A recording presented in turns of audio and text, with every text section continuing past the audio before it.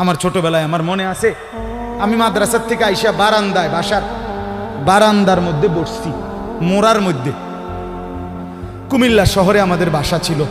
আমার মা রান্না করে আমার ওইখান থেকে বলতেছে, আনিস মোরা উল্টাইয়া, মানে তুই ফিরা, মার দিকে ফিরাব। আমি মার দিকে আরেক দিকে তাকাইছিলাম, তা আমি ফিরা বসছি। তাই বললাম, মা কি হয়েছে? ওই ঘরের জানালা দিয়া ওই বাড়ির পাশের বাসার কাজের মেয়ে তোর দিকে চাইয়া রইছে।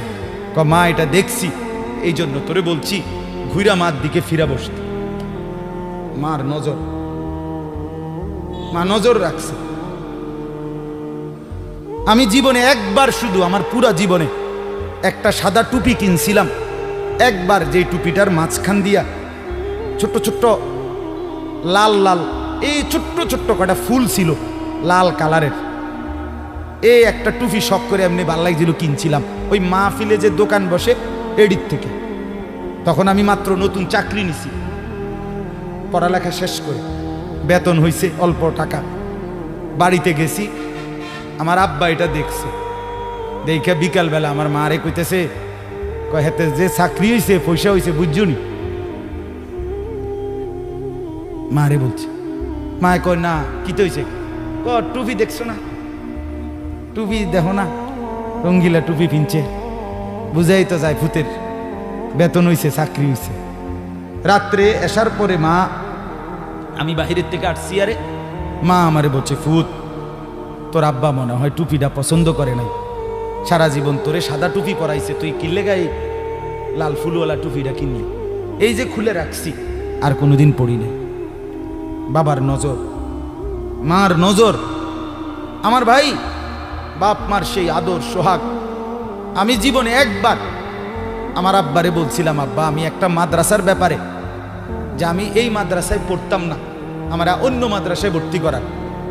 আমার আব্বা বলছিল, ফুত পরের বেলা ভাত আমার ঘরে খাইও না, এক লোকমা ভাত মুখে দিবা না, বাইরও তুমি কই ফরবা তুমি বুঝো, ফরলে ফরো, না ফরলে ফিচা দিয়ে ফেরো, এটা আমার ঘরের ভাত খাইও না। আমি যে এনে বলছি এনেই পড়তে হইব না। তো কানতে কানতে চোখ মুছতে মুছতে সকালবেলা ভোরে চলে গেছি ওই মাদ্রাসায়। বুঝছি বাপ আমার এতটা শক্ত যে আসলেই আমারে বাদ দিবে না।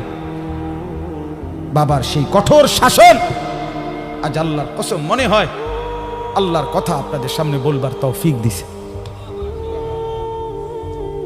আজ মা বাপ গাফেল হয়ে গেছে, গাফেল গাফেল। আপন ছেলে, মা বাপ বাইচা থাকতে আপন ঘরে ছেলেটা একদিনও ফজরের নামাজ পড়ে না, মা বাবার কলিজায় কোনো ব্যথা নাই। কেমনে মাইনা নেয় এটা? কিভাবে সম্ভব? আপন স্ত্রী, স্বামী তুমি বেঁচে আছো, তোমার স্ত্রী পুরা গ্রাম হাঁটে, পুরা মার্কেট হাঁটে, তোমার বেডি রে সবাই চিনে, সবাই চিনে বেডি রে। তুমি বেটা বাচ্চা রয়েছো কেন? তুই ফাঁসি দেস না কেন? তুই মরস না কেন বেটা? কেন তুমি মরো না? আত্মমর্যাদা যদি মুসলমানের না থাকে, আত্মসম্মান না থাকে, আমার জীবনে আর রইলটা কি? আমার জীবনের আর আছেটা কি? এজন্য ছেলেদেরকে বলি, বাপ দিন শিখো, আল্লাহর কোরআন শিখো, নামাজকে ভালোবাসো, চেহারা সুন্দর হবে, আখলাক সুন্দর হবে, দুনিয়াতেও সুখ মিলবে, আখেরাতেও সুখ মিলবে। এই বন্ধুর কথা ফেলে দিও না। আমি সব সময় বলি যে তোমার ছবি দেখায়, নাচ দেখায়, উলঙ্গ দৃশ্য দেখায়, জিনা ব্যভিচারের রাস্তায় নিয়ে যায়, মদের বোতল তুলে দেয়, ফেন্সিডিলের বোতল তুলে দেয়, ইয়াবার ট্যাবলেট তুলে দেয়, আল্লাহর কসম এটা বন্ধু না, বন্ধু না, এটা শয়তান, ইবলিস, শয়তান, এটা শয়তান, এই হারামি শয়তান। যেই মেয়ে তোমারে বিবাহ বহির্ভূত, যেই মেয়ের সাথে প্রেম করো, এই মেয়ে মেয়ে না, এটা সরাসরি ইবলিস, এটা শয়তান, শয়তান, এটা তোমারে ভালো করবে না।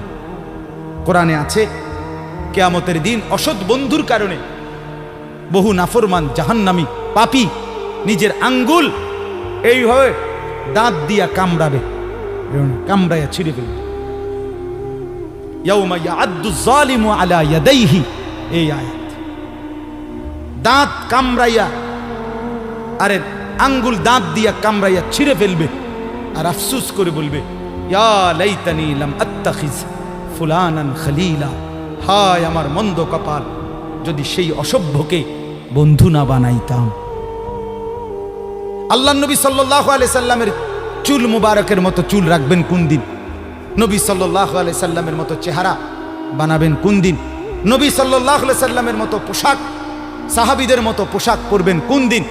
নবী সাল্লাল্লাহু আলাইহি সাল্লাম যেভাবে ঘুমাতেন সেই ঘুমাবেন কোন দিন?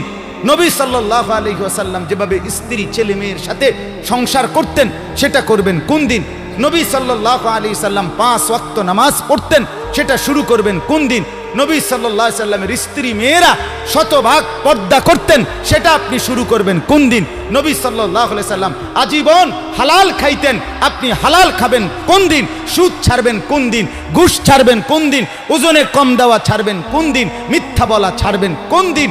নবী সাল্লাল্লাহু আলাইহি ওয়াসাল্লাম ভিন নারীর থেকে নিজেকে হেফাজত করতেন, আপনি নাচ দেখা, গান দেখা, সিনেমা দেখা, নর্তকী দেখা, নাটক দেখা, জিনা করা, ব্যভিচার করা, অসভ্যতা করা, এটা ছাড়বেন কোন দিন? বলেন আমারে।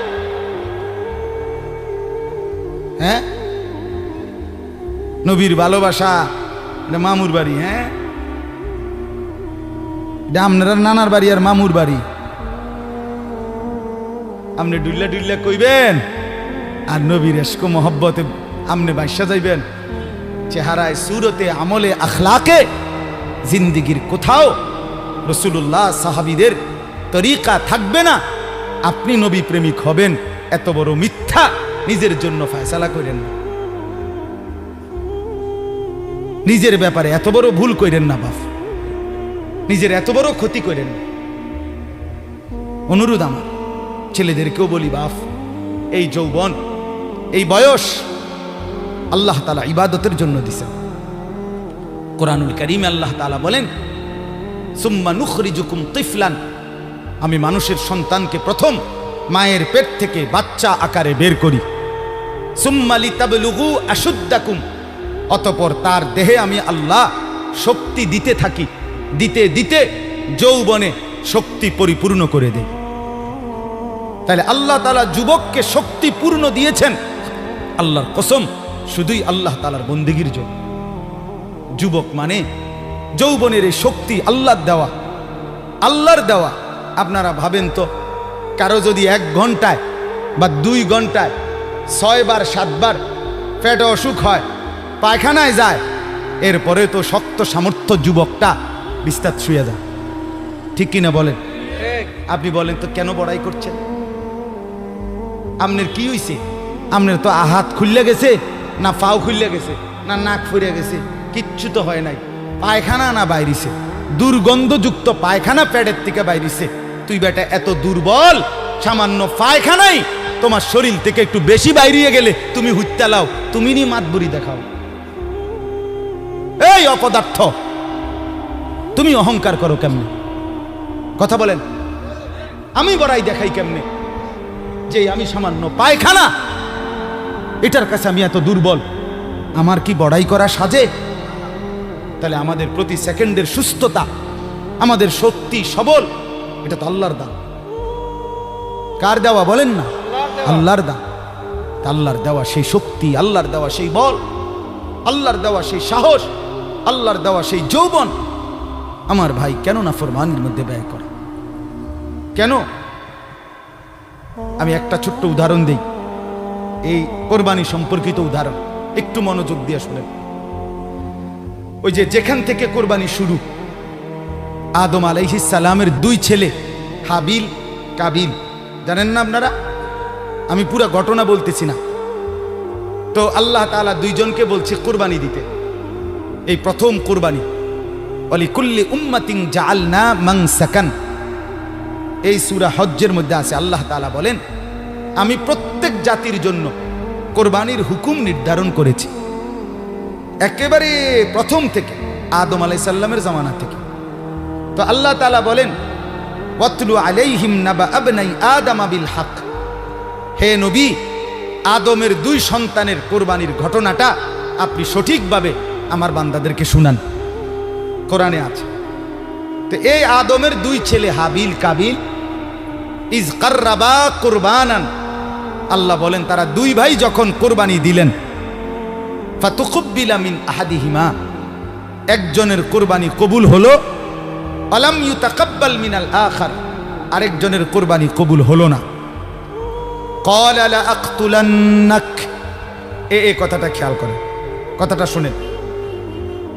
যে ভাইয়ের কোরবানি কবুল হয় নাই তার নাম হলো কাবিল, আর যার কোরবানি কবুল হয়েছে তার নাম কি? হাবিল। তো এই কাবিল যার কোরবানি কবুল হয় নাই, সে তার ভাই হাবিলকে বলল লা আকতুলান্নাকা, আমি তোকে মেরেই ফেলব। নাউযুবিল্লাহ। এই কথাটা একটু খেয়াল করেন। কাবিল বলল আমি তোকে মেরেই ফেলব, হাবিলকে বলছে আমি তোকে মাইরালাম। মানে কি? মানে হইল আমি যেই নারীর প্রতি আসক্ত, নারীর লোভ, আমি তোকে মেরে ফেলবো প্রয়োজনে, এরপরও আমি যাকে চাচ্ছি আমি তাকেই বিয়ে করব।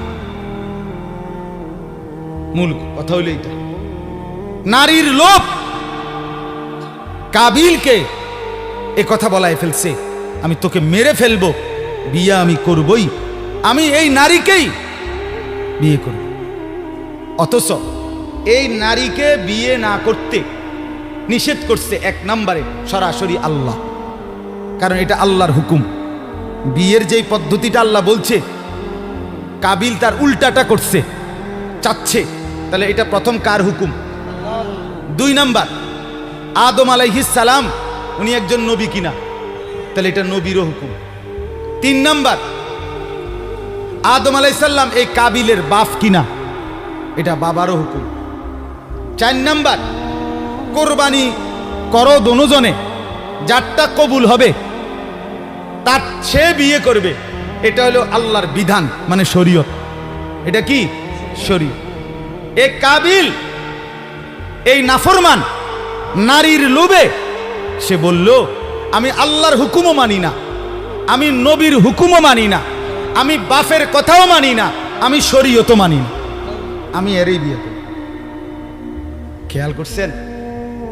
নারীর আসক্তি, নারীর লোভ, হারাম প্রেম, হারাম ভালোবাসা, তারে কত জঘন্য পরিণতিতে নিয়ে গেছে।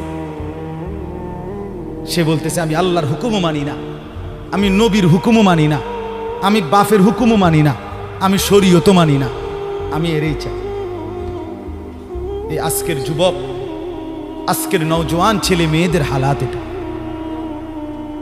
আমি আল্লাহকে মানি না, আমি রসুল মানি না, আমি মা বাবার সম্মান ইজ্জত, বংশের মর্যাদা, গ্রামের ইজ্জত কিচ্ছু মানি না। আমার দরকার আমার মোবাইল, আমার অশ্লীল ছবি, অবৈধ প্রেম, হারাম ভালোবাসা, কোনো মেয়ের সম্পর্ক, জিনা ব্যভিচারের সুযোগ, অশ্লীলতা, বেহায়াপনা, পার্ক, রেস্তোরাঁ, বিনোদন কেন্দ্র, হোটেল মোটেল, অথবা কোনো চিপা গল্লি, অথবা গোপন কোনো অসভ্য জায়গা। আমার দরকার নারী। আমি আল্লাহ মানি না, রসুল মানি না, মা বাপ মানি না, শরীয়ত মানি না, আমি চাই নারীর আসক্তি।